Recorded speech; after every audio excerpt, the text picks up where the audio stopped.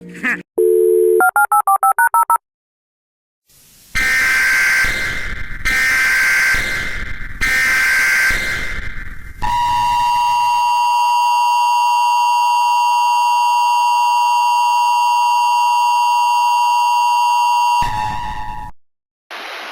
message is for test purposes only.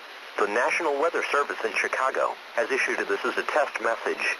Tornado warning for all counties in north central and northeast Illinois until 10:15 a.m. This is a test message. If this was an actual tornado warning, you would be given information about the location and movement of the storm. This is a test message. This test tornado warning is being issued as part of Illinois and National Severe Weather Preparedness Week. This is a communications exercise to ensure tornado warnings can be properly disseminated and received, and to test warning systems. At this time, please review your tornado shelter procedures at home, at your place of business, or at your school.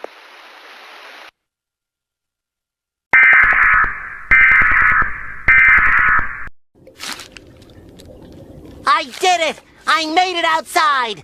Nothing can stop me now! Is it too late to go back inside yet? It's too late.